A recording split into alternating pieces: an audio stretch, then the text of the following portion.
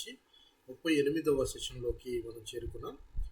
8వ ప్రవచనముగా కుమ్మరివాని ఇల్లు సాదృశ్యము అనే టైటిల్ పెట్టుకున్నాం. అది ఇర్మియా గ్రంథం 18వ అధ్యాయము నుంచి అలాగే 19వ అధ్యాయము చివరి వచనం వరకు ఇది కొనసాగుతుంది.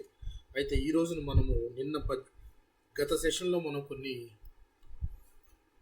18వ అధ్యాయంలో కొన్ని వచనాలు మాట్లాడుకోవడం జరిగింది. సో 19వ అధ్యాయంలో మొదటి 3 వచనాలను చదువుకొని నేటి వాక్యధారాన్ని ప్రారంభించుకుందాం. 19వ అధ్యాయము మొదటి 3 వచనాలు. యెహోవా ఇలా సెలవిస్తున్నాడు, నీవు వెళ్ళి కుమ్మరి చేయు మంటి కూజను కొని జనుల పెద్దలలో కొందరిని యాజకుల పెద్దలలో కొందరిని పిలుచుకొని పోయి హర్షితు గుమ్మపు ద్వారమునకు ఎదురుగానున్న బెన్హిన్నోము లోయలోనికి పోయి నేను నీతో చెప్పబో మాటలు అక్కడ ప్రకటింపుము. నీ విట్లనము యూదా రాజులారా, యెరూషలేము నివాసులారా, యెహోవా మాట వినుడి. సైన్యములకు అధిపతియు ఇజ్రాయేలు దేవుడు అనగు యెహోవా ఇలాగ సెలవిచ్చుచున్నాడు, ఆలకించుడి. దాని సమాచారము వినిన వారందరికీ చెవులు గింగురమన్నంత కీడును నేను ఈ స్థలము మీదికి రప్పింపబోచున్నాను అని. చిన్న ప్రార్థన చేసుకుందాం. కృపా సత్య సంపూర్ణుడు అయిన మా ప్రియ పరలోకపు తండ్రి, పరిశుద్ధుడా, నీ పవిత్రమైన పాదాలు వందనాలు, వేలాది స్తుతులు, స్తోత్రములు తండ్రి. గడిచిన దినములన్నీ కూడా నాయన నీ కృపలో భద్రపరిచి మరి ఒక నూతన దినాన్ని మాకు అనుగ్రహించారు. ఈ దినమంతా కూడా మీ కాపుదల మాయందుంచి సాయంకాల సమయంలో మీ సన్నిధిలో మేమంతా ఇలాగున కూడుకుని పాటల ద్వారా మిమ్మల్ని స్తుతించాం. అలాగే మా కొరకు దాచించిన లేఖనములను మేము ధ్యానించుకొని పోచుండగా మీరు మాతో మాట్లాడమని ప్రార్థించి వేడుకొనిచున్నాం. కూడి వచ్చిన ప్రతి ఒక్క విశ్వాసి యొక్క కుటుంబాన్ని వారి కుటుంబాన్ని మీ కృప కలిగిన హస్తాలకు అప్పచెప్పుకొనిచున్నాం తండ్రి. వారికి కావలసిన ఆశీర్వాదాలన్నీ కూడా మెండుగా దయచేయమని ప్రార్థిస్తున్నాం. రాలేకపోయిన వారిని జ్ఞాపకం చేసుకోండి, రావాలని ఆశపడుతున్న వారిని త్వరపడి రప్పించండి. అనేక మంది గ్రూప్లో ఉంటుండగా ప్రభావ మరి కొంతమంది కూడుకున్నట్టుకు అవకాశం కలుగుతుంది. మరి మిగిలిన వారంతా కూడా ప్రభువా ఎక్కడి వారైనా నాయన వారి యొక్క సమయం అంతా వృధా కానివ్వకుండా నాయన మీ జీవపు మాటలు వినుటకు వారికి సమయాన్ని దయచేయమని ప్రార్థించి వేడుకొంచున్నాం. ఈ ప్రార్థనకు ఆదివంతమై మీరే నడిపించండి. కావలసిన చేయూతను, శక్తిని, బలమును, జ్ఞానమును మాకు దయచేయమని ఈ ప్రార్థన అంతా కూడా ప్రభు యేసుక్రీస్తు వారి అతి పరిశుద్ధమైన నామములో అడిగి వేడుకొనిచున్నాం తండ్రి. మంచిది ప్రియులారా, 37వ సెషన్లో ఏం మాట్లాడుకున్నావో జ్ఞాపకం ఉందా మీకు? ఇర్మియా గ్రంథం 37వ సెషన్లో మనం ఏం మాట్లాడుకున్నామో జ్ఞాపకం ఉందా ఎవరికైనా?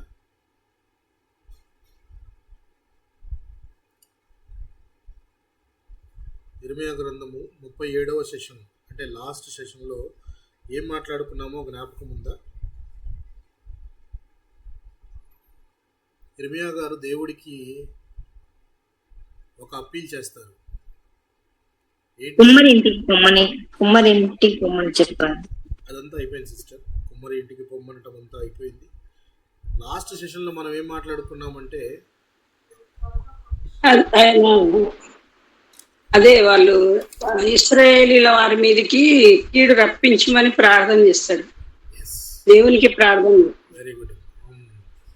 ఒకరి మీదకి కీడు రావాలని లేక ఒకరు నాశనము కావాలి అని చేసే ప్రార్థన ఇర్మియా గారిలో చూసాము. అటువంటి ప్రార్థన మన ప్రభు అయిన క్రీస్తులో లేదు. క్రీస్తు చేసిన ప్రార్థన అలా లేదు. తనను హింసించిన వారిని, తన ఇంటి వారిని మనం అందరినీ చూసాం. తనను అందరూ తిరస్కరించారు. సొంత ఇంటి వారే విశ్వసించలేదు. సొంత అధికారులైన వారు కానీ, మతాధికారులు కానీ వారెవ్వరూ కూడా ఈయన మాటలను లక్ష్య పెట్టలేదు. మరి తన చుట్టూ ఉన్న వారందరూ కూడా ఆపత్కాలంలో ఆయనను విడిచి వెళ్ళిపోయారు, పరిగెత్తి వెళ్ళిపోయారని మాట్లాడుకున్నాము. అలాగే హోసన్నా హోసన్నా అని ఎంతో ఆనందంతో జయధ్వానాలు చేసిన గొంతులు కూడా ఏమని అరిచాయి? సిలువ వేయి సిలువ వేయండి. సిలువ వేయండి అనే మాటలు విన్నాం. అయితే ఇర్మియా గారు మాత్రము ఇక్కడ దానికి విరుద్ధముగా, ఇర్మియా గారు ఇన్ని దినాలు నేను దేవుని ప్రవచనాలు చెప్తూ ఉంటే నన్ను చంపడానికి వీళ్ళు గుంట తీస్తూ ఉన్నారు, నన్ను చంపడానికి వీరు వెనక ప్రయత్నాలు చేస్తూ ఉన్నారు, దేవుడా వీరిని త్వరగా శిక్షించు, వీరికి వేయవలసిన శిక్షను వీరి మీదకి రప్పించు అని శాపవచనాలతో కూడిన ప్రార్థన ఇర్మియా గారు చేసినట్టు మనం చూసాం. అలాంటి వచనాలను మనము కీర్తనల గ్రంథంలో దావీదు గారి నోట్లో కూడా విన్నాం. వాటిని మనము ఇంప్రికేటరీ ప్రేయర్ అని చెప్పాము. అంటే శాపంతో కూడిన ప్రార్థన. ఒకరు నాశనం కావాలని, ఒకరు పూర్తిగా ఇదవ్వాలని, లేకపోతే ఒకరు గుంటలో పడాలని, వారి కుటుంబం ఎదగకూడదని ఇలా చేసే ప్రార్థన.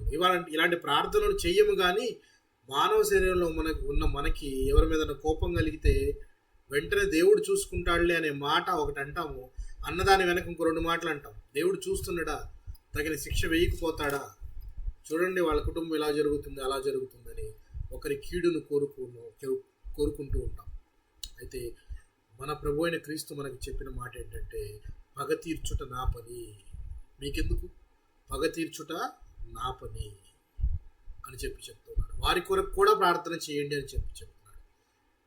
ముఖ్యంగా వారి యొక్క మారు మనసు నిమిత్తమై మీరు ప్రార్థన చేయండి అని చెప్తున్నాడు. ఎవరైతే మిమ్మల్ని శత్రువులుగా భావిస్తున్నారో వారి మనోనేత్రములు తెరవబడులాగా ప్రార్థన చేయండి, వారు కూడా రక్షణలోకి నడుచులాగా ప్రార్థన చేయండి అని చెప్పి మనం మాట్లాడుకోవడం జరిగింది. 37వ సెషన్. 38వ సెషన్లో ఇప్పుడు 19వ అధ్యాయం చదువుకున్నాము. 18వ అధ్యాయం 1వ వచనంలో ఇర్మియా గారికి దేవుడు కుమ్మరి ఇంటికి వెళ్ళి అక్కడ నేను చెప్పిన మాటలు నేను చెప్పినట్టు నువ్వు గమనించు అని చెప్పాడు. ఆయన అలాగే కుమ్మరి వాని ఇంటికి వెళ్ళాడు. అక్కడ చెప్పిన మాటల్ని మనం గమనించాం. ఇప్పుడు ఇంకొక మాట చెప్తున్నాడు. కుమ్మరి వాని దగ్గరికి వెళ్ళి అతను చేసిన కూజాని కొనమంటున్నాడు. కూజా అంటే ఏంటి చెప్పండి?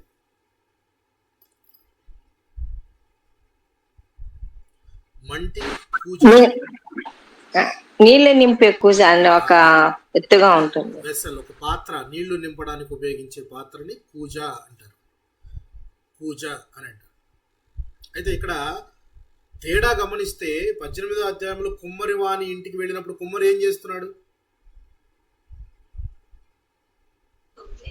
కుండలు చేస్తుంది, సార మీద తన పని చేసుకుంటున్నాడు.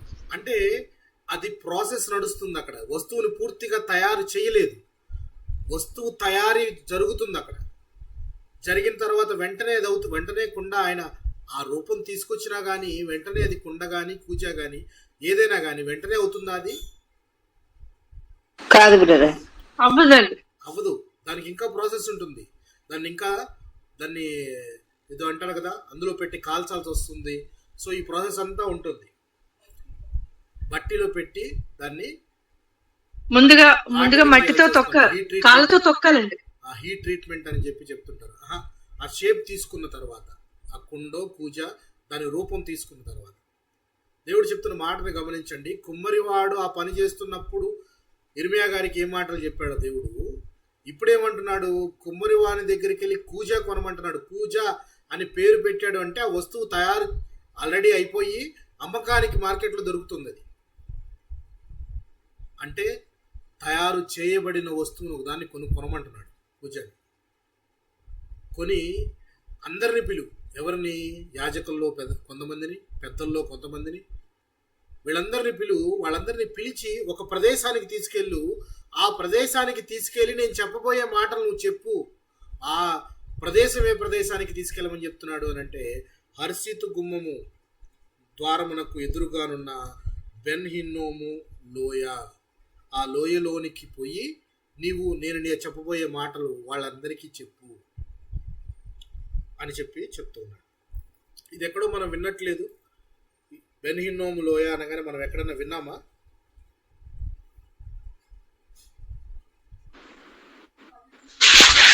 విన్నాం. ఇక్కడ ఇర్మియా గ్రంథంలోనే ఉంది. వెరీ గుడ్ అమ్మా. అదే ఇశ్రాయేలీలు వెరీ గుడ్ అమ్మా, మంచిది. విగ్రహాలు ఇర్మియా గ్రంథంలోనే విన్నాము. ఒక్కరైనా ఆ మాటను గుర్తుపెట్టుకున్నారు అంటే అట్లీస్ట్ ఆ ఇర్మియా గ్రంథాన్ని ఫాలో అవుతున్నారని హ్యాపీగా ఉంది. ఇర్మియా గ్రంథంలోనే 7వ అధ్యాయం వస్తుంది. 7వ అధ్యాయంలో మనకి ఇదే మాటను మనం వివరించుకున్నాం. ఒక ప్రదేశము, ఆ ప్రదేశం పేరు బెన్ హిన్నోము లోయ అని చెప్పి దాని గురించి వివరించుకున్నాం. అక్కడ ఏం జరిగేది? ఆ బెన్ హిన్నోము లోయ అనేది, ఆ లోయని రాజైన యోషియా గారు చరిత్రలో నిలిచిపోదగ్గ రాజులలో ఒక రాజు, చాలా గొప్ప రాజు అని పేరు తెచ్చుకున్నాడు. ఎలా పేరు తెచ్చుకున్నాడంటే ఆయన దేవుని దృష్టికి చాలా చక్కగా నడుచుకున్నాడు. మంచి నడత నడిచాడు. ఆయన నడిచి దేవునికి ఏది ఇష్టం లేదో అవన్నీ కూడా ఆయన రాజ్యం నుంచి తీసేస్తూ వచ్చాడు. దేవునికి ఏది ఇష్టమో అదే ఫాలో అవటం స్టార్ట్ చేశాడు. దేవునికి మనల్ని మనం సరెండర్ చేసుకోవటం అంటే అదే.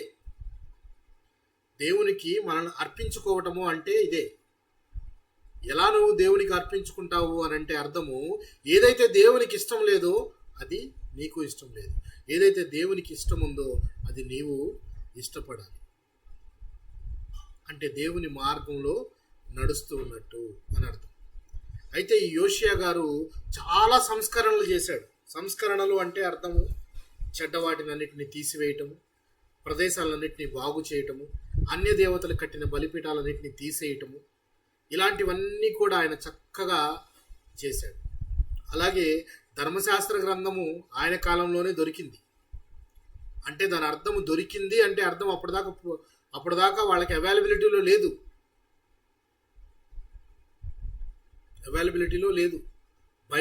బైబిల్ అనేది ఇంట్లో లేదనుకోండి, చదువుతారా? అసలు ఇప్పుడు ఉన్నా చదవట్లేదు. అసలు లేదనుకోండి, చదువుతారా? లేదు. సో బైబిల్ అనేది అంటే వారికి అప్పుడు ధర్మశాస్త్ర గ్రంథము లేకుండా కనపడకుండా పోయింది. ఎవరో దాన్ని మందిరాన్ని బాగు చేస్తూ ఉంటే ఎక్కడో దగ్గర దొరికింది. అది తీసుకొచ్చి నేను చెప్పాను రాజుగారికి, అయ్యా ఇట్లా బైబిల్ దొరికింది అని. వెంటనే ఆయన తీసి చదివాడు. అది మొత్తం తీసి చదివి అయ్యో అని బట్టలు చింపుకున్నాడు. ఎంత పాపం మనం మూట కట్టుకుంటూ ఉన్నాము, ఇందులో అన్నీ చక్కగా రాయబడి ఉన్నాయి కదా, ఏది పాపము, ఏది చేయాలి, ఏది చేయకూడదు, ప్రతిదీ చక్కగా రాసింది కదా. కానీ ఇది మన తెలియక ఎంత కీడును మన మీద రప్పించుకున్నాము అని చెప్పి భయపడిపోతాడు ఆయన. అప్పుడు ఆయన చేసిన సంస్కరణలు, దాని ప్రకారం ఆయన చేసిన సంస్కరణలు అనేకమైనవి ఉన్నాయి. అందులో భాగముగానే ఈ బెన్ హిన్నోము అనే లోయని జనాలు ఎవరు కూడా అక్కడికి వెళ్ళడానికి వీలు లేకుండా చేశాడు దాన్ని. అంటే జనాలు అక్కడికి వెళ్ళి ఏం చేస్తున్నారు అని అంటే దేవుడికి ఇష్టమైన పని చేయట్లేదు. దేవుడికి ఇష్టమైన పని చేయట్లేదు కాబట్టి ఆ ప్రదేశాన్ని అపవిత్రం చేయకుండా, దాన్ని ఎవరు వెళ్ళి వాడకుండా, ఒక ప్రదేశము నలుగురు నుంచోవాలి అంటే ఆ ప్రదేశం నీట్గా ఉంటేనే కదా నుంచొని ఏదైనా పనులు ఏదైనా చేయగలిగేది. ఆ ప్రదేశంలో ఏం చేస్తున్నారయ్యా అంటే, ఏం చేస్తున్నారని ఇంతకుముందు మీకు చెప్పాను, మీకు జ్ఞాపకం ఉండే ఉంటుంది. తమ సొంత కుమార్తెలను అగ్నిగుండములో బలిగా అర్పిస్తూ ఉన్నారు.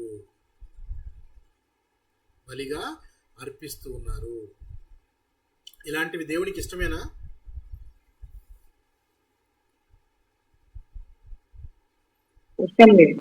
సొంత కుమారులను బలి ఇవ్వటము దేవునికి ఇష్టమేనా? లేదు. లేదు కదా. ఎప్పుడు అది మనం అనుకునే మాట కాదు. లేవియాకాండంలో మాట చూద్దాం మనం. లేవియాకాండము 18వ అధ్యాయం 21వ వచనాన్ని గమనిద్దాం.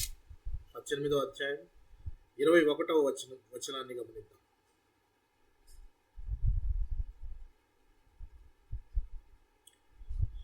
నీవు ఏమాత్రమును నీ సంతానమును మోలేకు నిమిత్తము అగ్నిగుండమును దాటనీయకూడదు, నీ దేవుని నామమును అపవిత్రపరచకూడదు, నేను యెహోవాను.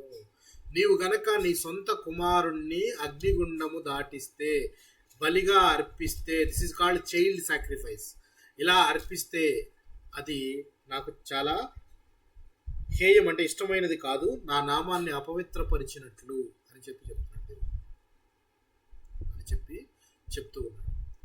ఇంకొక మాట ఏంటంటే, ఇలాంటి ప్రాక్టీసెస్ ఆల్రెడీ అంతకుముందు ఖరానులో ఉన్న వాళ్ళు చేశారు కాబట్టి వాళ్ళని తీసేసి వాళ్ళ ప్లేస్లో వీళ్ళని పెట్టాడు దేవుడు. కనానులో ఉన్నవారు, అంతకుముందు ఉన్నవారు ఎవరైతే ఉన్నారో వారందరూ కూడా ఇలాంటి ప్రాక్టీసెసే చేసేవాళ్ళు. అంటే ఇలాంటి కార్యక్రమాలు చేసేవాళ్ళు. పిల్లలను బలిచ్చి, ఎందుకు బలిస్తారు చెప్పండి?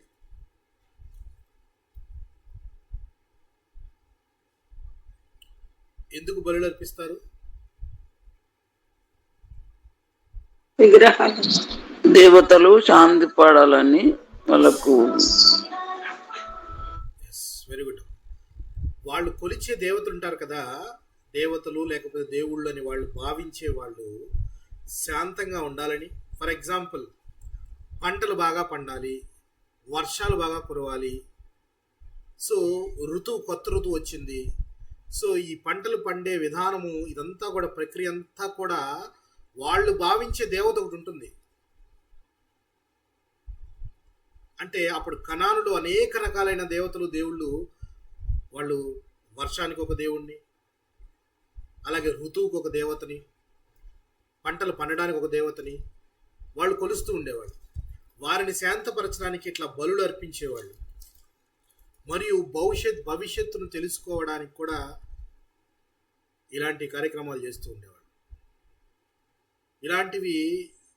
ఇలాంటివి అనేవి దేవుడు అసలు నేను ఒప్పుకోను, అవి నాకు ఇష్టమైనవి కావు అని చెప్తున్నాడు. ఇదే మాట ద్వితీయోపదేశ కాండంలో కూడా చూద్దాం. ఒక మాట, ద్వితీయోపదేశ కాండం 12వ అధ్యాయం 31వ వచనాన్ని గమనిద్దాం.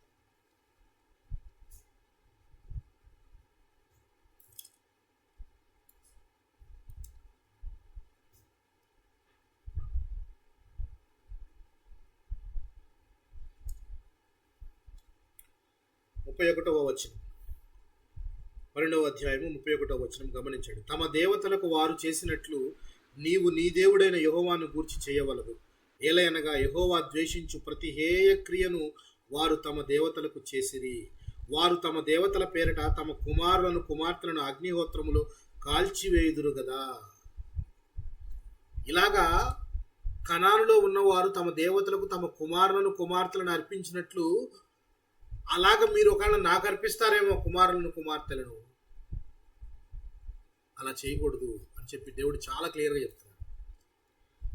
చూడండి ఒకసారి మరలా చదువుతున్నాను. తమ దేవతలకు వారు చేసినట్లు నీవు నీ దేవుడైన యెహోవా గూర్చి చేయవలదు. ఏలయనగా యెహోవా ద్వేషించు ప్రతి హేయ క్రియకు వారు తమ దేవతలకు చేసిరి. దేవునికి ఇష్టం లేని, నాకు ఇష్టం లేని పనులన్నీ కూడా వాళ్ళు తమ దేవతలను భావించే వారన్నిటికీ ఇలా చేస్తున్నారు, పిల్లల సాక్రిఫైస్. అయితే ఇక్కడ నేను మిమ్మల్ని ప్రశ్న అడుగుతాను, జాగ్రత్తగా చెప్పండి. మీరందరూ కూడా సమాధానం చెప్పాల్సిన అవసరం ఉంది.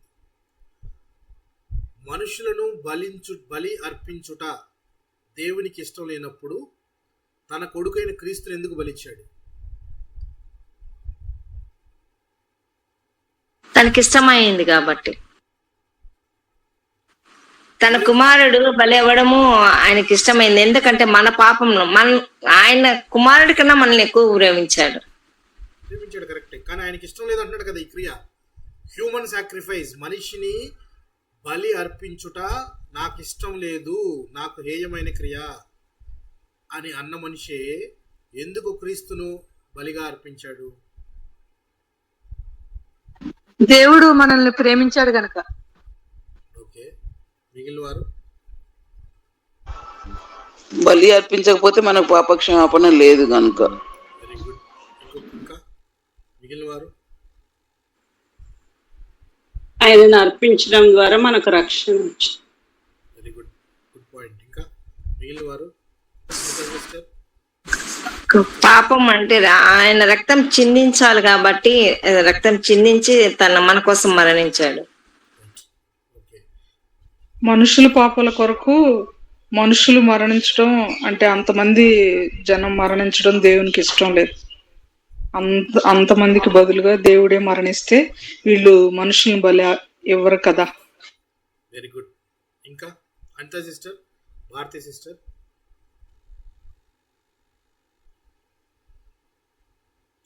వింటున్నారా అనితా సిస్టర్? ఆయన మరణం ద్వారా మనకి పాపక్షమాపణ కలుగుతుందనేసి. Very good. భారతి సిస్టర్.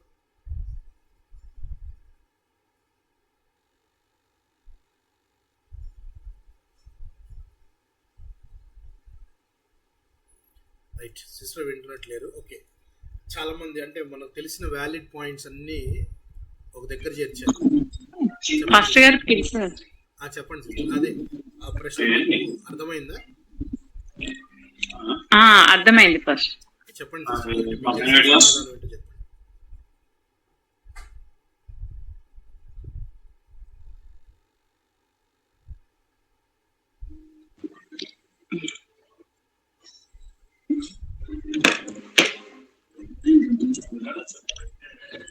చెప్పండి పాస్టర్ గారు. ఇంట్లో ఉన్నారు మా హస్బెండ్ కొంచెం మందికి. మీరుంటే చెప్పండి, ఆ ప్రశ్న అర్థమైతే దానికి సమాధానం చెప్పండి అడుగుతాను. ఒకసారి అడగండి పాస్టర్ గారు. నేను వీళ్ళు మాట్లాడుతున్నారు, మా అమ్మ మా హస్బెండ్ ఉన్నారు, అందుకే జస్ట్ ఫోన్ వింటున్నాను మామూలుగా. అందుకే దేవునికి బలులు అర్పించుట అంటే మనుష్యులను బలిగా అర్పించడం ఇప్పుడు ఇష్టం లేదు. ఇష్టం లేదు, ఆయనకి ఇష్టం లేదన్నప్పుడు మరి క్రీస్తుని ఎందుకు అర్పించాడు? అంటే మనం పాపాల నిమిత్తమై మన పాపాలన్నీ కడగబడాలి అని దేవుడు పరలోకం నుంచి మన కొరకు తానే మన కోసం వచ్చారు. ఏమనుకోకండి పాస్టర్ గారు, మా హస్బెండ్. ఓకే, సో మీరందరూ జాగ్రత్తగా మంచి ట్రాక్ లోనే ఉన్నారు, కరెక్ట్ పాయింటే. అయితే ఇందులో ఒక్క వ్యాలిడ్ పాయింట్, మంచి పాయింట్ వచ్చింది మనకి సిస్టర్ దగ్గర నుంచి. ఏంటంటే ఇందులో మనం ఆలోచిస్తే ఫస్ట్ పాయింట్ అనేది సాక్రిఫైస్, అంటే బలి ఇవ్వటం అనేది తప్పదు. పాప క్షమాపణ నిమిత్తం బలి అర్పించడం అనేది జరగాల్సిందే, అది ఫస్ట్ పాయింట్. ఎందుకనంటే తండ్రి అయిన దేవుడు ఆదిలోనే ఒక జంతువును బలిచ్చాడు పాపాన్ని కప్పడానికి. అవునా? ఆదాము అవ్వలు తప్పు చేసినప్పుడు ఒక జంతువును బలిచాడు. ఎందుకంటే జంతు చర్మాలను వారికి చొక్కాలుగా తొడిగించాడంటే జంతువుని చంపందే చొక్కాలు రావు కదా, చర్మం రాదు కదా బయటికి. సో సాక్రిఫైస్, ఒక్కరి నిమిత్తము మన నిమిత్తము జంతువులు బలి అవ్వడం అనేది జరగాల్సిందే అక్కడి నుంచి. అయితే తర్వాత కాలంలో మోషే ధర్మశాస్త్ర గ్రంథంలో బలులు అర్పించడం అనేది దేవుడు ఎట్టి పరిస్థితుల్లో ఏ విధంగా ఎలా అర్పించాలి ప్రతిదీ క్లియర్గా అందులో వివరించాడు. దాని ప్రకారం వాళ్ళు జంతువులను బలులు అర్పిస్తూ ఉన్నారు. ప్రతి సంవత్సరము బలి పాపాన్ని గుర్తు చేస్తుంది తప్పితే అది పోగొట్టట్లేదు అనేది తెలిసిన పాయింట్ మనకి. సో పాపం పోవడానికి బలి కావాలి అని, బలి కావాలి. అయితే ఇక్కడ జంతువులు బలిస్తూ ఉంటే జంతువులు ఎన్నైనా పుడుతూనే ఉన్నాయి, ఇస్తూనే ఉన్నారు, అది పాపాన్ని మనకి రిమైండ్ చేస్తుంది అని మనకు అర్థమవుతుంది. అయితే మనం ఇక్కడ అనుకున్న పాయింట్ ఏంటంటే మరి ఇష్టం లేనప్పుడు మరి అబ్రహామును ఇస్సాకును ఎందుకు బలి ఇమ్మని అడిగాడు? అది కూడా హ్యూమన్ సాక్రిఫైసేగా, అది కూడా ఇస్సాకుని బలివ్వు తీసుకెళ్ళి అంటే అర్థము ఇస్సాకును బలిమ్మనిటేనా? అబ్రహాంను పరీక్షించడానికి. రైట్, అబ్రహాం యొక్క విశ్వాసం యొక్క పరిణితి ఎంతవరకు ఉంది, దేవుని కొరకు ఎంతవరకు నిలబడతాడు అని చెప్పి ఆయన తన సొంత కుమారుని ఇవ్వడానికి వెనుదీస్తాడా లేదా అంటానికి చేశాడు. అయిపోయింది, అక్కడ కాలేదు, మనిషి బలి కాలేదు, మనిషి బలి కాలేదు. అయితే ఇక్కడ ఫస్ట్ పాయింట్ ఏంటంటే మనుషులు బలి అవుట అని ఒక పాయింట్ నేను అడిగాను. ఎట్లాగా దేవునికి మనిషిని బలి ఇవ్వటం ఇష్టం లేదన్నప్పుడు క్రీస్తుని ఎందుకు బలించాడంటే క్రీస్తు మనిషి కాదు అనే పాయింట్ మనం గమనించాలి. ఫస్ట్ మనిషి బలి అవ్వలేదు అక్కడ. మనిషి బలి గనక అర్పణతో పాపాలు పోతాయి అని అంటే ఎంతమంది మనుషులు లేరు అర్పించడానికి? ఎంతమంది దేవునికి ఇష్టమైన వ్యక్తులు రాలేదు? ఎంతమంది యాజకులు రాలేదు? ఎంతమంది నాయకులు రాలేదు? ఎంతమంది రాజులు రాలేదు? వీళ్ళందరిలో ఎవరో ఒకరిని సెలెక్ట్ చేసి వాళ్ళని అర్పిస్తే పాపం పోయేది కదా. కానీ క్రీస్తు అంటే మనుషు రూపమే కానీ ఆయన దేవుడా కాడా? దేవుడే. అంటే పాపం పోవాలి అంటే దేవుడు తానే దిగి వస్తే తప్పితే తానే దిగి వచ్చి అర్పణగా అర్పించబడితే, ఇక్కడ ఆలోచించాల్సిన పాయింట్ ఏంటంటే మనము second very most important point, బలి అర్పించేటప్పుడు బలి అర్పించబడేది ఏదైనా అంగీకరించబడి నన్ను బలివ్వండి, నన్ను తీసుకోండి అని ఇష్టంగా వెళ్తాయా? గొర్రెలైనా ఏవైనా బలి అర్పింపబడేవి నన్ను బలివ్వండి అని ప్రశాంతంగా వెళతాయా? లేదండి. లేదు. అర్పించబడే గొర్రె కట్టి ఉండకపోతే అక్కడ ఉంటుందా, అది పారిపోతుందా? పారిపోతుంది. పారిపోతుంది. అలాగ బలవంతంగా ఇచ్చేదే బలి. ఎందుకంటే జంతువుకి తెలీదు, అంటే జంతువు నాడు కట్టేసి దానికి అర్థమైపోయింది అనుకోండి, ఎంతవరకు జ్ఞానం ఉంటుంది దానికి? సరే తీసుకెళ్ళి కట్ చేస్తాము, దానికి కావాల్సినంత ప్రోక్షిస్తాము, జరుగుతుంది, బలి ఇవ్వడం అనేది జరుగుతుంది. కానీ ఇక్కడ మనం సాక్రిఫైస్లో క్రీస్తు తనంతట తాను ప్రాణం పెట్టాడా, లేకపోతే ఎవరైనా బలవంత పెట్టారా? తనంతట తానే పెట్టాడు కదా. తనంతట తాను పెట్టేది అది ఇక్కడ హ్యూమన్ సాక్రిఫైస్ కింద రాదు. పెట్టి ఆ ప్రాణాన్ని తిరిగి తీసుకోగలిగిన అధికారం నాకుంది, అందుకే నేను పెడుతున్నాను అని చెప్తున్నాడు ప్రభు అయిన క్రీస్తు. చూద్దాం ఆ మాటను. యోహాను సువార్త 10వ అధ్యాయం. యోహాను సువార్త 10వ అధ్యాయము 18వ వచనాన్ని గమనించవచ్చు. ఎవడను నా ప్రాణము తీసుకొనడు, నా అంతట నేనే దాన్ని పెట్టుచున్నాను. దాన్ని పెట్టుటకు నాకు అధికారం కలదు, దాన్ని తిరిగి తీసుకొనుటకును నాకు అధికారం కలదు. నా తండ్రి వలన ఈ ఆజ్ఞ పొందితిన నేను. తిరిగి తీసుకోవడానికి కూడా నాకు అధికారము కలదు అనంటే, ఇంత అనంత కోటి బ్రహ్మాండ విశ్వంలో వీరందరి పాపాలు పోవాలంటే పరిమితి కలిగిన, అంటే ఫినైట్ వస్తువు ఏదైనా కానీ బలిస్తే అది పాపక్షమాపణ జరగదు. అది పాపక్షమాపణ ఎలాగా? ఫర్ ఎగ్జాంపుల్ జంతువులు బలి అర్పించేటప్పుడు ఏ కుటుంబానికి ఆ కుటుంబం బలి అర్పించేవాళ్ళ, లేకపోతే ఇశ్రాయేలులందరూ గోత్రానికి ఒకటి చొప్పున 12 అర్పిస్తే సరిపోతాయి, లేకపోతే కుటుంబానికి ఒక్కటి అర్పించి ఈ యెరూషలేం మొత్తానికి సరిపోతుంది అనేది ఉందా ప్రిన్సిపల్ ఎక్కడైనా?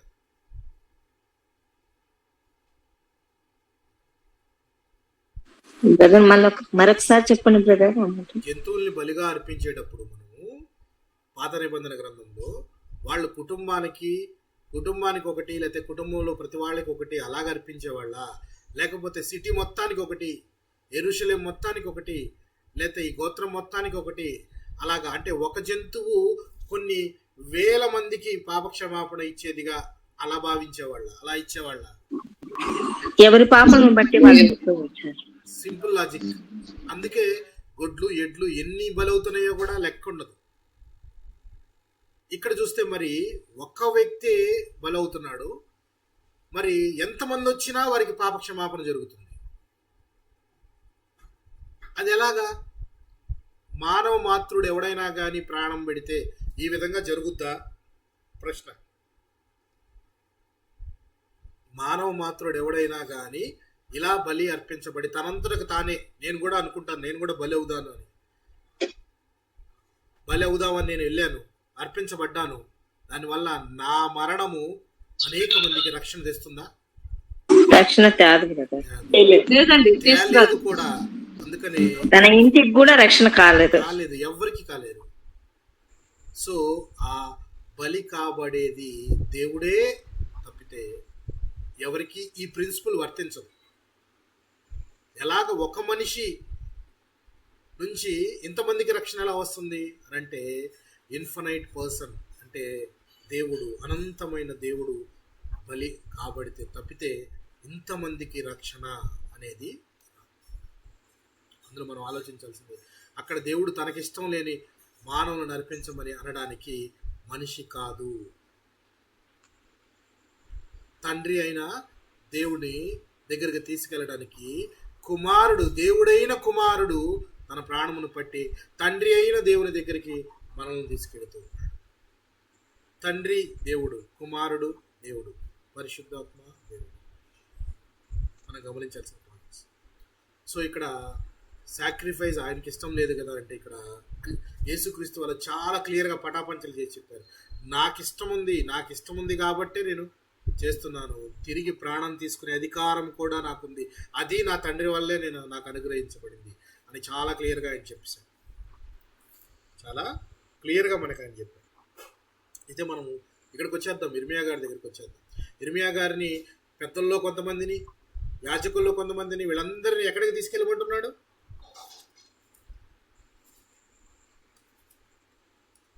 ఎక్కడికి తీసుకెళ్ళి బెన్ హిన్నోము లోయకు తీసుకుని వెళ్ళమంటూ ఉన్నాడు. ఏమిటి బెన్ హిన్నోము లోయ అంటే ఇదే లోయలో పలుమంది మొలెకు దేవతకు బలిపీఠం కట్టి అక్కడ తమ సొంత కుమారులను బలి అర్పించారు. ఇది దేవునికి ఇష్టం లేని క్రియ. అందుకే యోషియా గారు ఆ ప్రదేశాన్ని శుభ్రపరిచి ఆ ప్రదేశాన్ని నలుగురు కూడుకోవడానికి వీలుగా లేకుండా చెత్త చెదారము, అక్కడ ఎవరైనా దొంగలుగా ఉన్న వారిని, చనిపోయిన వారి శరీరాలను తగలబెట్టడానికి, ఇట్లాగా ఆ ప్రదేశాన్ని దానికి వాడుకోవడానికి ఉపయోగించే విధంగా దాన్ని తయారు చేశాడు. అంటే ఆ ప్రదేశాన్ని అక్కడ అపవిత్రపరిచేశాడు. ఇంకా వాళ్ళు వెళ్ళి ఏదైనా బలి అర్పించాలి అని అంటే ఆ ప్రదేశం పవిత్రంగా ఉండాలా, అపవిత్రంగా ఉండాలా? పవిత్రంగా ఉండాలి. కానీ ఆ ప్రదేశాన్ని ఆ రాజు అపవిత్రపరిచాడు అని అంటే ఇక ఆ ప్రదేశం అక్కడ బలులకు పనికిరాదు. ఆయన ఉద్దేశం ఏంటంటే పిల్లలను బలి ఇవ్వడం కరెక్ట్ కాదు, అది దేవునికి ఇష్టం లేదు అని ఆయన చేసిన పని. ఏ రాజులు చేశారో కూడా మీకు తెలుసు. ఏ రాజులు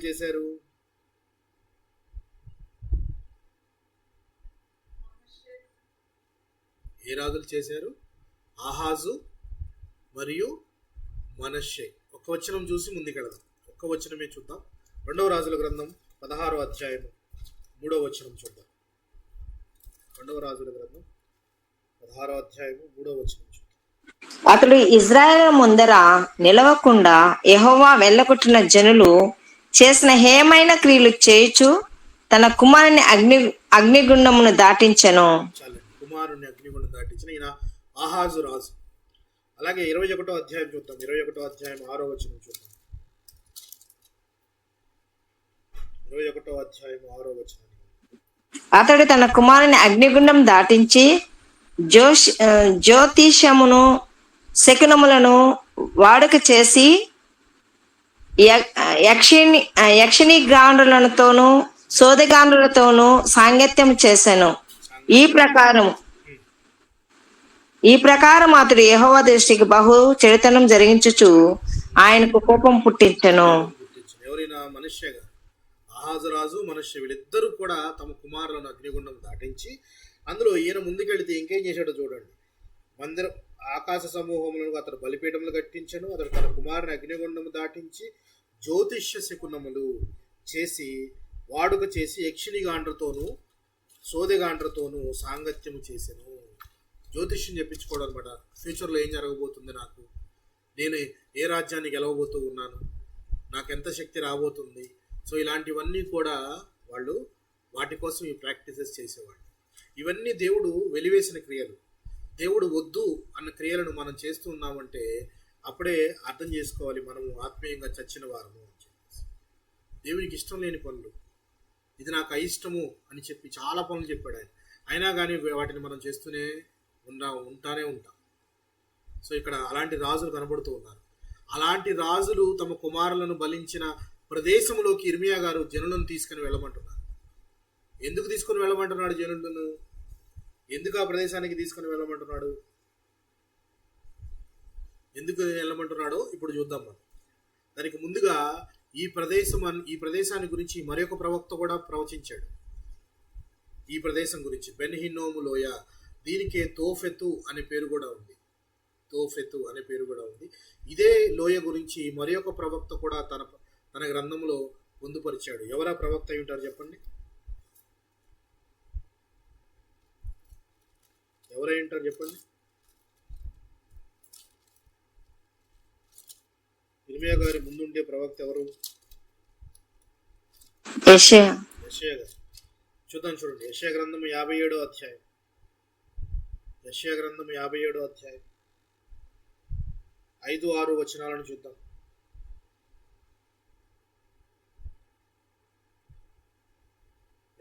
అధ్యాయం 5-6 వచనాలను గమనిద్దాం.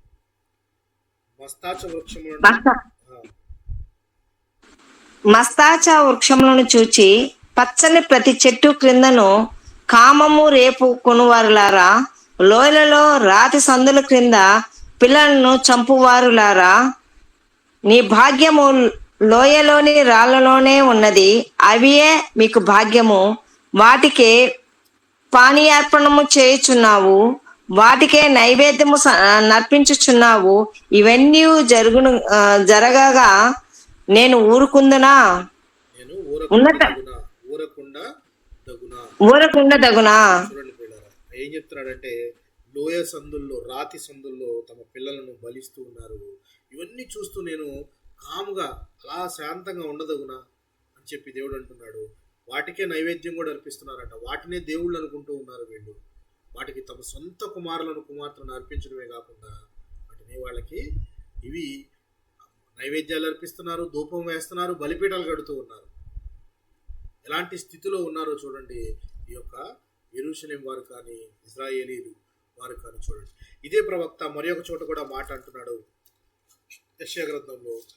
ఇతను ఇక్కడ వాడిన సందర్భం వేరు.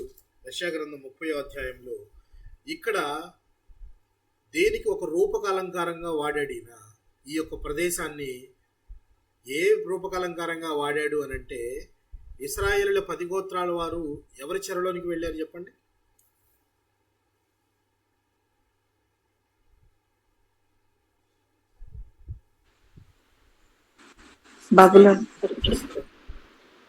అష్షూరీయులు చెర. ఇంకా మీరు చిన్న చిన్న వాటికే ఆన్సర్ రాంగ్ చెప్తున్నారంటే మీరు ఇంకా వెనకబడే ఉన్నారు, అంటే శ్రద్ధతో వింటలేదు. 10 గోత్రాల వారు ఏ చెరకు వెళ్ళారు అని అంటే చాలా క్లియర్గా ఇప్పటికి నేను 100 సార్లు చెప్పుంటాను. ఆ డేట్తో, ఆ ఇయర్తో సహా చెప్పాను. బబులోను, అష్షూరు చెరే, 10 గోత్రాల వారు అష్షూరు చెరకే వెళ్ళారు 722 BCలో. ఇప్పుడు నేను అడుగుతున్న ప్రశ్న ఏంటంటే, అష్షూరు చెరలోనికి పంపించిన దేవుడు అష్షూరుని శిక్షించకుండా ఉంటాడా? అష్షూరు ఏమన్నా గొప్పదని వాళ్ళ చేతికి అప్పగించాడా?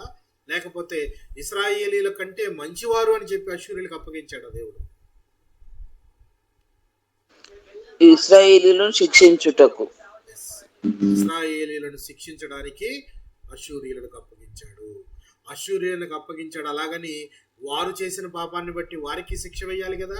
అందుకని వారి కోసమైతే ఏకంగా శ్మశానమే సిద్ధపరిచాను అంటున్నాడు దేవుడు.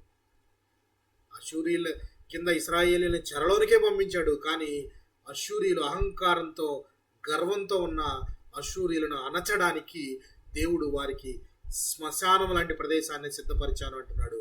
ఆ శ్మశానమే, దానికే పేరు తోఫెతు. తోఫెతు అంటే అక్కడ శ్మశానము. శ్మశానంలో ఏం జరుగుతుంది చెప్పండి? ఏం జరుగుతూ ఉంటుంది? చనిపోయిన వారిని అక్కడ వేస్తా ఉంటారు, కాలుస్తా ఉంటారు, పూడుస్తూ సమాధి చేస్తారు. ఉంటారు. వీటికి ఏమన్నా గ్యాప్ ఉంటుందా? 10 రోజుల తర్వాత, 15 రోజుల తర్వాత ఒక్కొక్క శవం అలా ఏమైనా ఉంటుందా? లేకపోతే కంటిన్యూగా జరుగుతూనే ఉంటుందా? చావులు ఆగవు కదా. ఎంతమంది జననం జరుగుతున్నారు, అన్ని మరణాలు జరుగుతూనే ఉంటాయి. మరణాలు జరుగుతూనే ఉంటాయి. ఈ శ్మశానంలో తెంపు ఉండదు. కంటిన్యూగా శవాలు మండుతూనే ఉంటాయి, నిత్యము మండుతూనే ఉంటాయి. అంటే అంత అపవిత్రమైన ప్రదేశంగా ఈ అష్షూరీయులను చేస్తానని చెప్పడానికి ఈ ప్రదేశంతో పోలుస్తాడు, తోఫెత్ అనే ప్రదేశం. ఈ ప్రదేశంతో ఎందుకు పోల్చాడంటే, ఆ ప్రదేశాన్ని యోషియా గారైనా కానీ వీళ్ళు పాడు చేసినప్పుడు అక్కడ ఆ ప్రదేశంలో చెత్తను మండించటము, శవాలను మండించడము, శవాలను కాల్చడము. ఈ ప్రదేశము ఇక శవాల్ని కాలుస్తూ ఉంటే అక్కడ దుర్గంధం వస్తుంది, విపరీతమైన వాసన. ఆ ప్రదేశం అంతా కూడా అపవిత్రంగా ఉండిపోతుంది. అలాగా నేను అష్షూరీయులను శిక్షిస్తానని చెప్పి యెషయా గారు తన గ్రంథంలో గ్రంథస్థం చేశాడు. ఆ మాటను చూద్దాం చూడండి. యెషయా గ్రంథము 30వ అధ్యాయము 33వ వచనాన్ని గమనిద్దాం. పూర్వము నుండి తోపేతు సిద్ధపరచబడి ఉన్నది. అది మొలేకు దేవతకు సిద్ధపరచబడి ఉన్నది. లోతుగాను విశాలముగాను ఆయన దాన్ని చేసి ఉన్నాడు. అది అగ్నియు విస్తారకాష్టములను కలిగి ఉన్నది. గంధక ప్రవాహం వలె యెహోవా ఊపిరి దాని రగులు పెట్టెను. చాలే దాన్ని రగులు పెట్టింది. అది అగ్నియు విస్తార కాష్టములు కలిగి ఉన్నది. కాష్టం అంటే ఏంటి? కాల్చడం, శవాలను కాల్చడం. ఇప్పుడు కాలుస్తూ ఉన్నాడు. కాష్టం అంటారు అనమాట. సో విస్తార కాష్టములు అంటే అది కంటిన్యూగా మండుతూనే ఉంటది. అది మండడానికి యెహోవా ఊపిరితో దాన్ని రగలబెడుతూ ఉంటాడు. అంటే నిత్యం మండుతూ ఉండే ప్రదేశము అనగానే మనకి ఏం జ్ఞాపకం వస్తుంది చెప్పండి? ఎప్పుడు మండుతూనే ఉంటుంది. అగ్ని ఆగదు, పురుగు చావదు. ఏ ప్రదేశం? నరకము. అశూరియులకు తోఫెతు ఎలా సిద్ధపరచబడిందో మనకి ఒక తోఫెతు ఉంది. క్రీస్తును విశ్వసించిన వారందరికీ ఒక తోఫెతు ఉంది. ఏంటది? నరకము. క్రీస్తును విశ్వసించిన వారందరికీ ఒక తోఫెతు అనే ప్రదేశము సిద్ధపరచబడి ఉన్నది. విస్తార కాష్టము కాలుతూ ఉంటుంది. యెహోవా ఊపిరితో దాన్ని రగులబెడుతూ ఉంటాడు. ఎప్పుడు అది ఆరిపోదు అని చెప్పేసి ఇక్కడ కనబడుతుంది. మనందరికి కూడా ఆ తోఫెతు నుంచి తప్పించిన దేవునికి వేలాది వందనాలు, స్తుతులు తెలియజేసుకోవాలి. దేవుని నామానికి స్తుతి కలుగును గాక. ఎంత గొప్ప ప్రమాదం నుంచి మనల్ని తప్పించాడు దేవుడు. అది తలుచుకుంటేనే అపరిశుభ్రమైన ప్రదేశము, నిత్యము కాలుతూ ఉంటుంది, దుర్గంధము. అలాంటి ప్రదేశంలోకి మనం వెళ్లకుండా మనల్ని కాపాడిన మన ప్రభు అయిన క్రీస్తుకు మనము వేలాది వందనాలు, కృతజ్ఞతలు, స్తుతులు తెలియజేసే వారంగా ఉండాలి.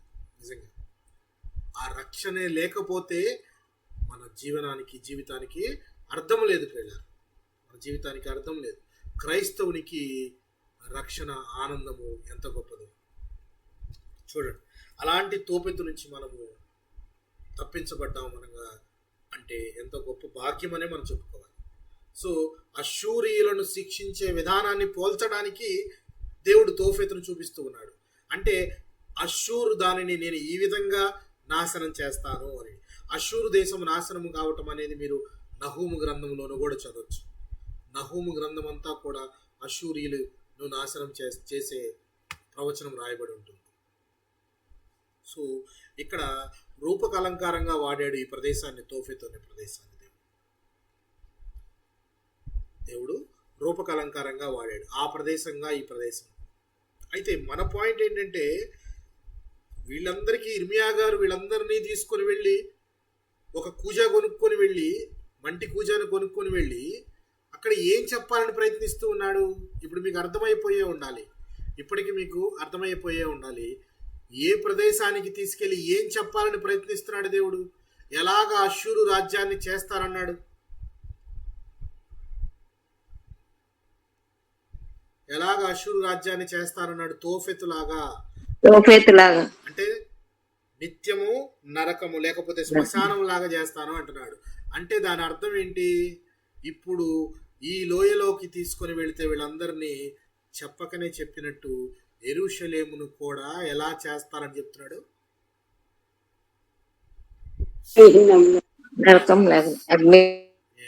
శ్మశానం మాదిరిగా చేస్తాను, అపరిశుభ్రంగా చేస్తాను, అపవిత్రమైనదిగా చేస్తాను అని ఈ తోఫెతును చూపిస్తున్నాడు. ఈ ప్రదేశాన్ని చూపిస్తున్నాడు. తీసుకెళ్లి ఒక నది దగ్గర తీసుకెళ్లి ఇదే మీ నది, ఈ నదిలో మునగండి అన్నట్లుగా ఈ అపవిత్రమైన ప్రదేశానికి తీసుకెళ్లి, మరియు తీసుకెళ్లిన తర్వాత ఏం మాట్లాడుతున్నాడో ఏం చేస్తున్నాడో ఒకసారి మనం గమనిద్దాం, చూద్దాం. చూడండి ఇర్మియా గ్రంథము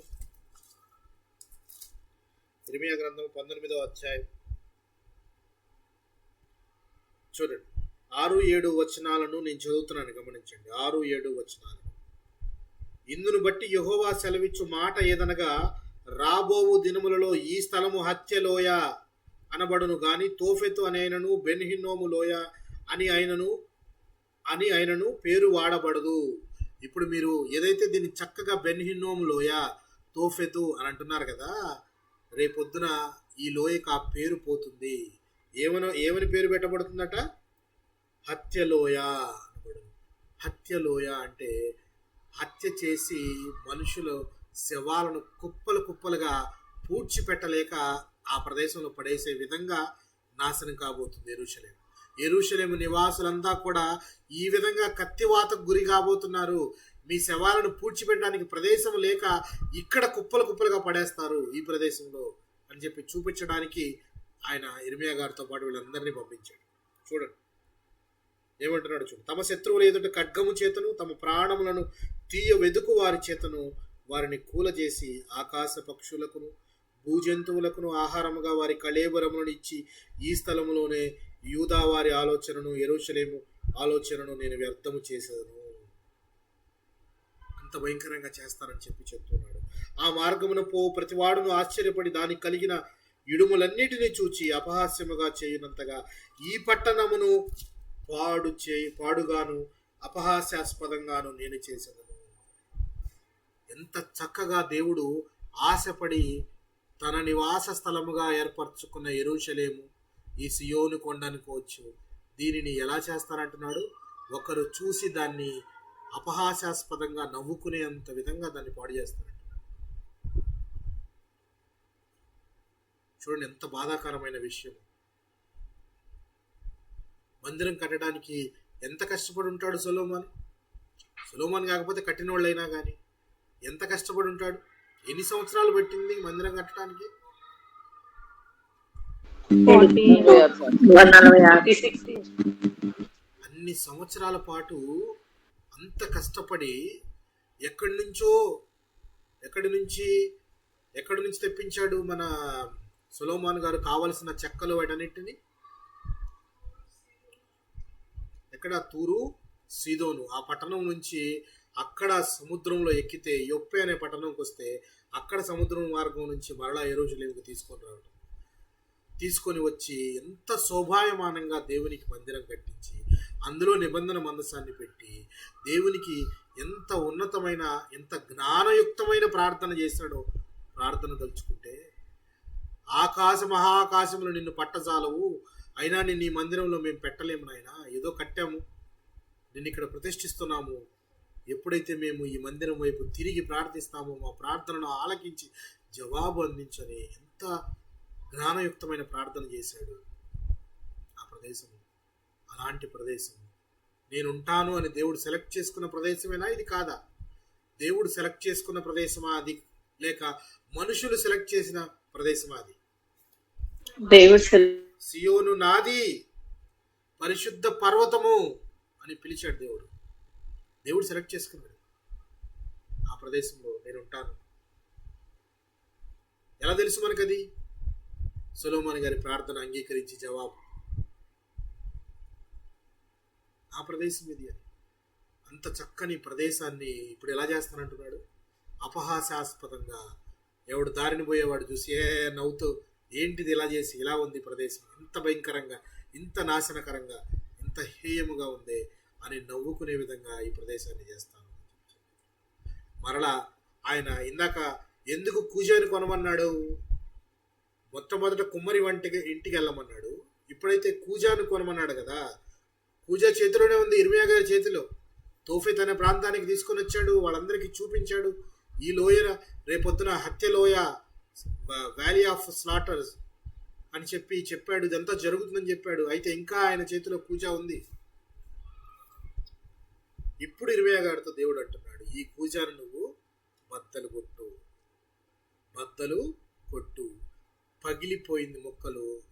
పగిలిపోయిన ముక్కలను తిరిగి బాగు చేయలేనంతగా ఆ ముక్కలు పడిపోయినాయి.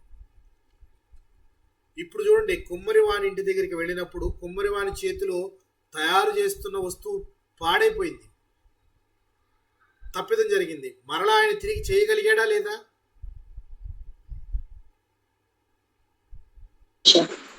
చేయగలిగాడు. ఆయన చేయగలిగే సమయం ఉన్నంతలోనే మనము మారాలి. లేదా సమయము దాటిపోయిన తర్వాత ఏశావు ఏడ్చినట్టు ఏడ్చినా, కన్నీళ్లు పెట్టినా ఏది దొరకదు మనకి. మారు మనసు నిమిత్తమై మనము ఎంత వెతికినా దొరకదు. సమయము చాలా ఇంపార్టెంట్. కుమ్మరివాని ఇంటికి కూజాకు ఎంత సమయం ఉంది చూసారా? కుమ్మరి వాడు తయారు చేసి దాన్ని బట్టీలో పెట్టి కాల్చి దాన్ని తీసుకొని వచ్చి బయట అంగడిలో అమ్మేటప్పుడు ఆ వస్తువు పొరపాటున జారిపోతే తిరిగి కుమ్మరి వాడు దాన్ని చేయగలడా? చేయలేదు. తిరిగి దానికి రూపం ఇవ్వలేడు. అంటే రూపము ఇవ్వలేనంతగా, బాగు చేయలేనంతగా యెరూషలేమును నాశనం చేయబోతున్నాను అంటున్నాడు దేవుడు. అందుకే కుమ్మరి వానింటికి ఇక్కడ కుమ్మరి కూజాకి సంబంధం చూపించాడు. అక్కడైతే నేను చేయలేనా అన్నాడు. కుమ్మరివాడు మంటికి చేసినట్టు నేను చేయలేనా అంటే అక్కడ అర్థం ఇంకా సమయం ఉంది. Still there is time for repentance. మారు మనసుకు ఇంకా సమయం ఉంది. కానీ సమయం ఉంది కదా అని చెప్పేసి మనం అలక్ష్యం చేస్తే అది దాటిపోయిన తర్వాత ఎవ్వరు ఏం చేయలేరు. ఎవరు ఏం చేయలేరు. తోఫెతు లాంటి ప్రదేశాన్ని మనం తప్పించుకోవాలి. ఆ నరకాగ్ని యాతన నుంచి మనం బయటపడాలంటే క్రీస్తుని విశ్వసించే రక్షణలోకి నడవాలి. అది తప్ప నిన్ను ఏది రక్షించలేదు అని గుర్తుపెట్టుకుంటే సమయాన్ని అలక్ష్యం చేయొద్దు. There is no time for salvation. ఇప్పుడే ఈరోజే రక్షణ దినం. వెంటనే రక్షించబడ్డానికి రక్షణలోకి నడవాలి. కూజాన్ని తీసుకొని ఆయన పగలగొట్టమంటున్నాడు. చూద్దాం, చూడండి 10వ వచనం చూద్దాం. చూడండి, నేను చదువుతున్నాను. 19వ అధ్యాయం 10వ వచనం. ప్రతివాడు తన చెలికాని మాంసము తినును. ఈ మాటలు చెప్పిన తర్వాత నీతో కూడా వచ్చిన మనుషులు చూచుచుండగా నీవు ఆ కూజాను పగలకొట్టి వారితో ఇలాగ అనవలెను. ప్రతివాడు తన చెలికాని మాంసము తింటాడు అని చెప్పి ఎందుకు చెప్తున్నాడు అని అంటే, ఇంతకుముందు మనం ఆహాజు గారి కాలంలో కూడా ఒకసారి కరువు వచ్చినప్పుడు 2 స్త్రీలు ఎవరిని వండుకొని తింటారు? తన బిడ్డలను వండుకొని తింటారు. అంటే తమ పిల్లలను వండుకొని తినే స్థాయి నుంచి దాటిపోయి కరువు ఎంత తీవ్ర స్థాయికి వెళ్ళిందంటే, చెలికాడు అంటే ఎవరు?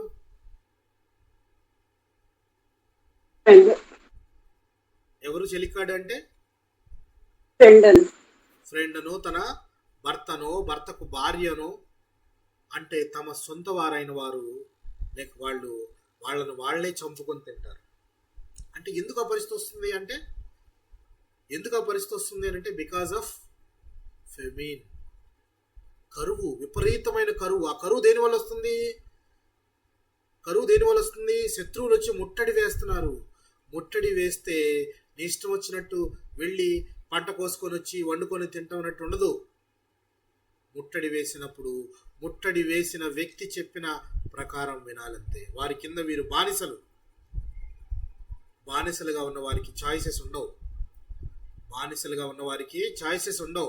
సాతాను కింద మనం బానిసలుగా ఉంటే మనకి చాయిస్ ఉండదు. కానీ మనము స్వతంత్రులమని క్రీస్తు తన మరణం ద్వారా ప్రకటించాడు. ఆయన తిరిగి పునరుత్థానుడై లేవటం ద్వారా మనము స్వతంత్రులమయ్యాము. ఎందుకంటే మరణాన్ని జయించాడు కాబట్టి ఆ శక్తి మనకు కూడా ఇవ్వబోతున్నాడు. కాబట్టి ఆయనతో పాటు తిరిగి బ్రతికించాడు. కాబట్టి స్వతంత్రులం, మనం బానిసలము కాదు. మరలా దాస్యం అనే కాడి కిందకి వెళ్ళాలని ప్రయత్నిస్తున్నారేమో మీరు, జాగ్రత్త చూసుకోండి అని పౌలు గారు అన్నారు. దాస్యం అనే కాడి కిందకి మరలా వెళ్ళొద్దు. ఎందుకు మరలా పాత జీవితానికి వెళుతున్నారు? ఎందుకు మరలా పాతవి గుర్తు చేసుకుంటున్నారు? ఎందుకు మరలా హీనమైన బ్రతుకును వెతికి చూస్తున్నారు? గతించింది. జరిగిపోయిన దాన్ని మరలా ఎవరన్నా తీసుకొచ్చి బాగు చేయగలరా? గతంలో జరిగిందని ఎవరైనా తీసుకొని వచ్చి దాన్ని బాగు చేయగలరా? చేయగలరా?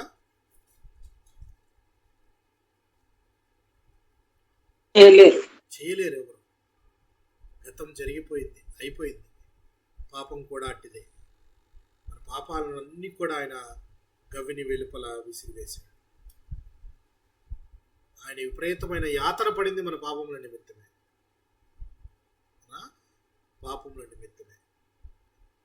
ఆయన దెబ్బల చేత మనం స్వస్థత పొందాము. ఆయన కార్చిన రక్తము చేత మనము స్వస్థత పొందుకున్నాం. మరి అలాంటిది మనం మరలా దాస్యం అనే కాడి కిందకి వెళుతూ ఉంటే ఎంత బాధపడతాడు ఆయన. గమనించండి. అయితే చూడండి 11వ వచనం చూద్దాం. నీవు ఆ కూజాను పగలగొట్టి వారితో ఇలాగనవలెను. ఇర్మియా గారితో దేవుడు చెప్తున్న మాట, కూజాని పగలగొట్టి కూజాతో ఏమని చెప్పాలంటున్నాడు చూడండి వాళ్ళందరికీ. సైన్యములకు అధిపతి యెహోవా ఇలాగూ సెలవిచ్చుచున్నాడు, మరలా బాగు చేయన సఖ్యమైన కుమ్మరి పాత్రను ఒకడు పగలగొట్టునట్లు నేను ఈ జనమును ఈ పట్టణమును పగలగొట్టబోచున్నాను.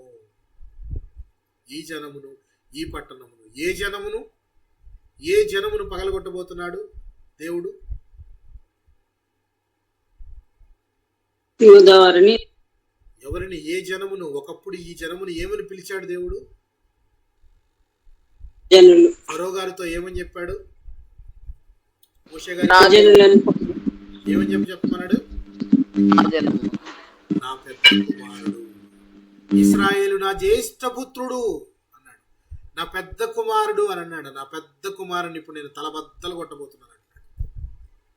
చేసిన పనులు ఆ విధంగా ఉండేవాళ్ళు. వాళ్ళు చేసిన హేయమైన క్రియలు ఈ విధంగా ఉన్నాయి. కొన్ని వందల సంవత్సరాల పాటు చెప్పినా కానీ విననొల్లని జనాంగంగా ఉన్నారు, మూర్ఖులై ఉన్నారు. వారిని ఇప్పుడు నేను కుమ్మరి ఎలాగా ఇర్మియా గారు ఆ కూజాన్ని పగలగొట్టాడో ఈ జనాన్ని కూడా నేను అలా పగలగొట్టబోతున్నాను అని చెప్తున్నాను. చూడండి, యెహోవా వాక్కు ఇదే, ఈ పట్టణంలో తోఫెతు వంటి స్థలముగా నేను చేయుదును. ఈ స్థలాన్ని తోఫెతు ఎలా ఉందో అంత అపరిశుభ్రంగా చేస్తాను. ఈ స్థలం ఎప్పుడు నిత్యం మండుతూనే ఉంటుంది. ఒక శ్మశానం తీరుగా శవాలు కాలుతూనే ఉంటాయి. అంత హీనమైన ప్రదేశంగా యెరూషలేమును నేను చేస్తాను అని చెప్తున్నాను. ఈ స్థలమునకు నువ్వు దాని నివాసులకు నేను అలాగు చేయుదును. యెరూషలేము ఇండ్లను యూదారాజుల నగరులను ఆ తోఫెతు స్థలం వలె అపవిత్రములగును. ఏ ఇండ్ల మీద జనులు ఆకాశ సమూహమునకు దేవతలకు ధూపం వేయుదురో లేక అన్య దేవతలకు పానార్పమును అర్పించుదురో ఆ ఇండ్లన్నిటికీ అలాగే జరుగును. ఏం చేశారని చెప్తున్నాడు దేవుడు? ఏ ఇళ్ల మీద మీరు ఎక్కి ఆకాశ దేవతలకు మొక్కారు కదా. ఎవరు ఆకాశ దేవతలు అంటే? ఆకాశ సమూహమునకు దేవతలకు ధూపం వేశారంటే ఆకాశ సమూహములు అంటే ఏంటి? సూర్యచంద్ర నక్షత్రాలు. సూర్యచంద్ర నక్షత్రాలను మీరందరూ పూజించారు కదా, వాటికి ప్రాణార్పణ అర్పించారు కదా. ఏ మిద్దెల మీద నుంచొని మీరు ఇవన్నీ చేశారో ఆ మిద్దెలన్నీ కూడా నాశనం కాబోతున్నాయి అని చెప్తూ ఉన్నాడు. ఎంత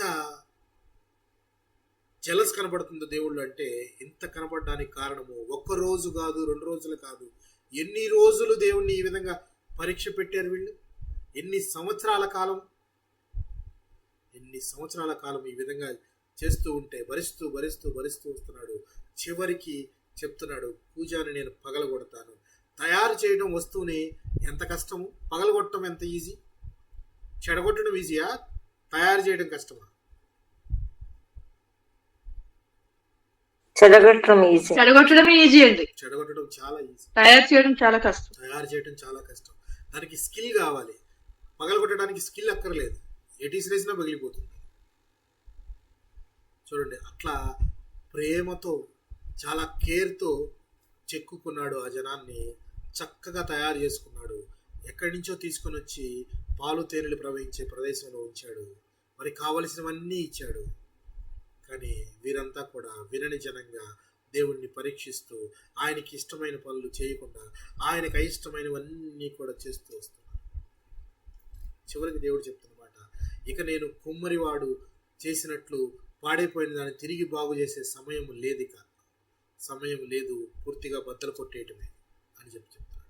సో చివరి వచనాన్ని గమనించి మనము ముగించుకుందాం ప్రియులారా. చూడండి, ఆకాశ సమూహమునకు అన్య దేవతలకు మీరు ప్రాణార్పణలు అర్పించుతారో ఆ ఇండ్లన్నిటికీ అలాగే జరుగు. ఆ ప్రవచనం చెప్పుటకు యెహోవా తన్ను పంపిన తోఫెతులో నుండి ఇర్మియా వచ్చి యెహోవా మందిరపు ఆవరణంలో నిలిచి జనులందరితో ఇలాగూ చెప్పాను. తోఫెతులో నుండి వచ్చాడు. ఈయన వచ్చేసేసి యెహోవా మందిర ఆవరణంలో నుంచొని ఇర్మియా గారు మందిర ఆవరణం అంటే మధ్యలో నుంచి చెప్తూ ఉన్నాడు. ఏమని చెప్తున్నాడు చూడండి. సైన్యములకు అధిపతియగు ఇశ్రాయేలు దేవుడునకు యెహోవా ఈ మాట సెలవిచ్చుచున్నాడు, ఈ జనులు నా మాటలు వినకుండా మొండికి తిరిగి ఉన్నారు గనుక ఈ పట్టణమును కూర్చి నేను చెప్పిన కీడంతయు దాని మీదకిని దానితో సంబంధించిన పట్టణములన్నిటి మీదకిని రప్పించుచున్నాను. దేవుడిక ఫైనల్ చెప్తున్నాడు, ఈ పట్టణములన్నిటికీ నేను ఆ కీడును, చెప్పిన కీడును రప్పించబోతూ ఉన్నాను. ఈ యెరూషలేం అనే ప్రాంతాన్ని తోఫెతులాగా చేస్తాను అని చెప్పి చేస్తూ ఉన్నాడు. అష్షూరీయులకు ఏ శిక్ష దేంతో పోల్చాడో అలాగా యెరూషలేమును కూడా తోఫెతులాగా చేస్తాను అని చెప్తూ ఉన్నాడు. అష్షూరీయులను శిక్షించాడు దేవుడు, తన సొంత జనాంగములను శిక్షించాడు. దీన్ని బట్టి దేవుడు నిష్పక్షపాత, పక్షపాత?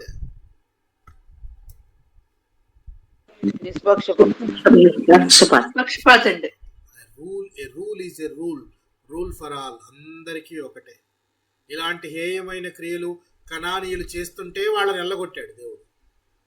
వెళ్ళగొట్టి వారి ప్రదేశంలో ఇశ్రాయేలు నుంచితే వాళ్ళు కూడా అదే పని చేస్తే ఏం చేయాలి? దేవుడు వెళ్ళగొట్టాలా వద్దా?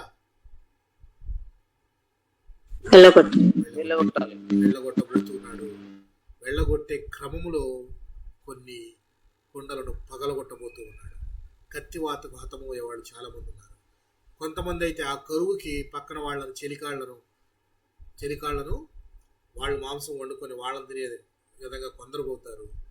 కత్తికి వెళ్ళాల్సిన వాళ్ళు కత్తికి, కరువుకు వెళ్ళాల్సిన వాళ్ళు కరువుకి, చెరకు వెళ్ళాల్సిన వాళ్ళు చెరకు. ఎవరికి ఏ శిక్ష సిద్ధపరిచి ఉంచితే దాని ప్రకారము వెళ్ళవలసినదే అని చెప్పుడు అని దేవుని యొక్క తీర్మానం. ఆయన మాట చెదరదు, అది స్ట్రాంగ్ మేకొట్టినట్టు చెప్పాడు అంటే జరుగుతుంది. ఆ విధంగానే ఆ దినాలు చాలా దగ్గరికి వచ్చేసినాయి. మనం 38 అధ్యాయాల దగ్గర చేసుకున్నామంటే ఇక ఇర్మియా గారు ప్రవచనాలు దగ్గరకు వచ్చేసినాయి. యూదా గురించిన ప్రవచనాలు ఇప్పటికే 8 చెప్పాడు, చాలా దగ్గరకు వచ్చేసినాయి. వీరు వినేవారి ఓపిక కూడా నశించిపోతుంది. ఆ ఏకంగా ఇక ఇర్మియాని చంపేద్దామని గుంట కూడా తవ్వేశారు. ఇర్మియా గారిని శిక్షిద్దామని చెప్పేసి రెడీ అయిపోయారు. ఇక్కడి నుంచి నాశనమయ్యే క్రమము కానీ, అలాగే ఒక్క యూదా గురించే ప్రవచనాలు చెప్పలేదు ఇర్మియా గారు, మిగిలిన కొన్ని దేశాల గురించి కూడా ప్రవచనాలు చెప్పాడు. అవి కూడా మనం ముందు భాగాల్లో చూద్దాం. నిజంగా ఇర్మియా గ్రంథాన్ని మనం ధ్యానించడం కూడా, ఆ సమయాన్ని దేవుడు మనకి ఇవ్వటం కూడా గొప్ప విషయంగా మనం భావించాలి. సో దేవుడి కొద్ది మాటలను మన వినికిడిలో దీవించి ఆశీర్వదించును గాక. ఆమేన్.